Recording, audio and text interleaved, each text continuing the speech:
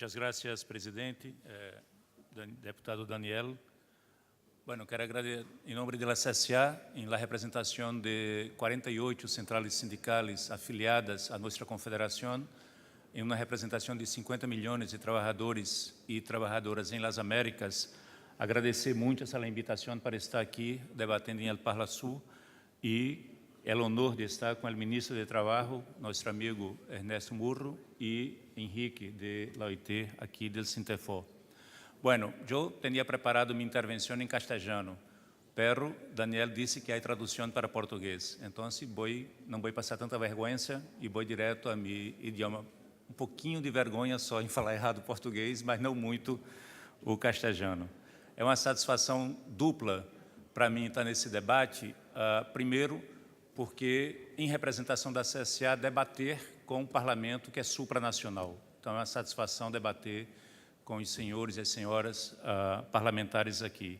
E, segundo, uma satisfação pessoal, porque eu fui secretário-geral da Coordenadora de Centrais Sindicais do Cone-Sul, participei do subgrupo 11 e subgrupo 10 de Relações Laborais, Emprego e Seguridade Social, fui fundador do Fórum Consultivo Econômico e Social do Mercosul, e estivemos nessa mesma sala, em uma das cumbres dos presidentes, falando em nome dos trabalhadores e trabalhadoras do Mercosul, defendendo a nossa visão de integração. Eu gostaria, Daniel, se você me permite, fazer comentários muito breves em relação a alguns pontos que nós consideramos importantes, antes de entrar em uma ou outra consideração do tema. Primeiro, o movimento sindical da região, desde o início, sempre foi a favor da integração. Ou seja, desde a assinatura do Tratado de Assunção, em 91, nós defendemos esse processo de integração. E nós sempre fomos a favor e emitimos várias notas para os presidentes da República na criação do Parlamento do Mercosul, na criação do Parlasul, porque nós acreditávamos que, com a criação do Parlasul, nós poderíamos aumentar a democratização desse processo aqui na nossa região. E já que nós estamos falando aqui, eu queria dizer uma observação inicial. Primeiro, a nossa opção pela integração é uma opção por uma integração democrática e que a integração fortaleça a democracia. Portanto, nós achamos fundamental e não compactuamos e não aceitamos o debate que questiona, em muitos casos, em alguns dos nossos países, a existência do Parlasul. Nós achamos que é muito pouco as críticas, às vezes, que se sofre na imprensa, que o Parlasul é caro, que os viáticos são caros, ou seja, não faz parte do nosso rol de preocupações esse tipo de crítica. Nós achamos que tem que ser fortalecido esse parlamento, porque, ao fortalecer esse parlamento, nós fortalecemos o processo democrático da integração.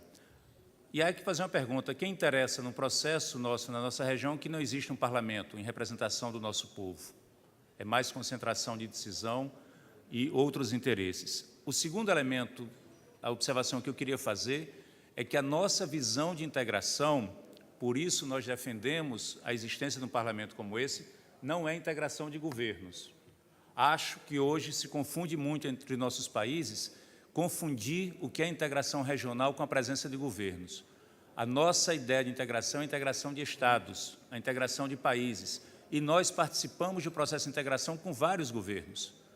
Me permita citar do meu país, nós começamos com Collor de Mello, em 91, na assinatura do Tratado de Assunção, depois participamos ativamente no governo Itamar Franco, nos dois governos Fernando Henrique Cardoso, nos governos Lula, Dilma e no governo Temer. Então, a ideia nossa não é que o Mercosul ou a nossa integração ela possa diminuir ou aumentar de acordo com a cor do governo. Não.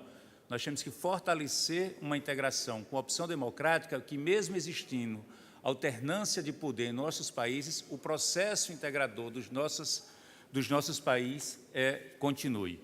E uma integração que sirva efetivamente para o nosso povo. Uma integração que tenha a participação dos trabalhadores e trabalhadoras, uma integração que tenha a participação da sociedade civil e, por suposto, uma participação efetiva dos nossos parlamentos. Acho que esse parlamento, e nós, do movimento sindical, já temos uma formulação muito clara que existe uma possibilidade muito forte de nós trabalharmos um interesse regional sem contradizer os chamados interesses nacionais. É possível construir uma integração que ajude as pessoas, fora nós termos placa dos carros, matrícula dos coches em comum, mais do que isso, a ideia da circulação das pessoas, da equivalência de diploma, do complemento da seguridade social, do aumento de comércio entre nossos países e maior força da nossa região frente ao comércio internacional. Por isso que a nossa opção é uma opção muito clara pela integração. E isso está relacionado com a declaração sociolaboral do Mercosul e o tema desse seminário. Eu acho que, ao debater, e o deputado Cajani foi muito feliz, em nossa opinião, na sua intervenção inicial sobre o futuro do trabalho, compreender que esse debate no mundo, ele se dá no mesmo tempo, mas é desigual.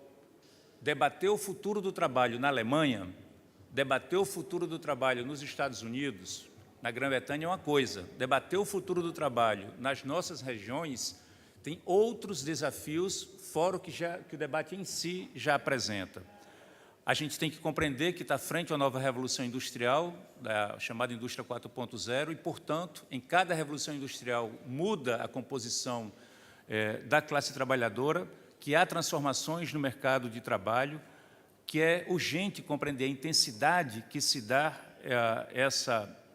esse debate da Revolução Industrial 4.0, do futuro do trabalho, que para nós achamos melhor debater o trabalho do futuro e não o futuro do trabalho, mas reconhecer que na América Latina, mesmo com esse debate, ainda existem problemas sérios que têm que ser enfrentados ao mesmo tempo que se debate o futuro do trabalho. Uma taxa de informalidade de mais de 48%, uma taxa de precarização dos empregos, uma alta taxa não somente de precarização, uma concentração do trabalho com baixa qualificação profissional, um déficit na formação profissional na nossa região para enfrentar esse tema.